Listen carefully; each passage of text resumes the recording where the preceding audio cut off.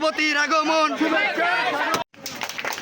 বিদ্যালয় এবং ক্লাবের সম্পর্ক সর্বদাই বিদ্যালয়ের যে কোনো ইতিবাচক উদ্যোগের পাশে ছিল, আমি দৃঢ়ভাবে বিশ্বাস করি।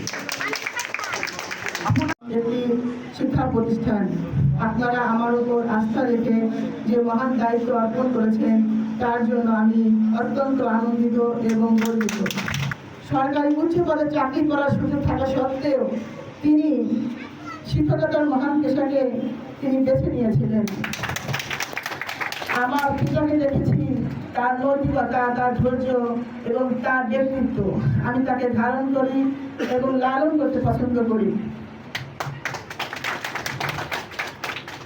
আমার মরহুম পিতা ফরিদপুর মহিম উচ্চ বিদ্যালয়ের শিক্ষক হিসাবে কর্মজীবন সুনামের সাথে শেষ করেন।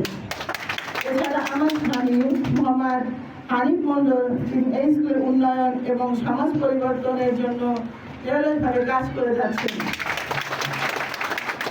সুতরাং আমরা এখানে সভাপতি হওয়া শুধু একটি আলংকারিক পদ নয়, বরং নীরব প্রস্তাব থাকবে এই প্রতিষ্ঠানের শিক্ষার মান উন্নয়নে নিজেকে আত্মনিয়োজিত করা। এই বিদ্যালয়টি নগরকান্দা থানার ঐতিহ্যবাহী বিদ্যালয়গুলোর মধ্যে অন্যতম। এই বিদ্যালয় প্রতিষ্ঠার পর থেকে বহু জ্ঞানী গুণী জন্ম হয়েছে, কিন্তু লক্ষ্য করা যাচ্ছে এখন শিক্ষার মান আগের মতো নেই।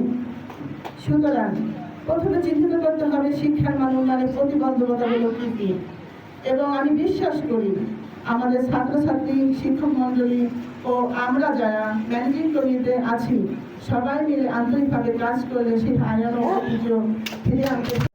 সমাজকে সুসুন্দরভাবে চলার জন্য প্রত্যেকটা মহল্লাতে হানিফ এবং মিসেস হানিফের মধ্যে এক একজন লোক জন্ম দেয়।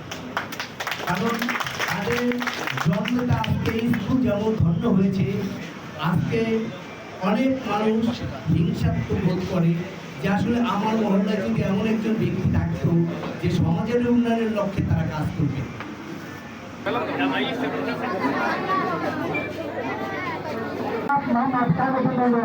সভাপতিকে অসংখ্য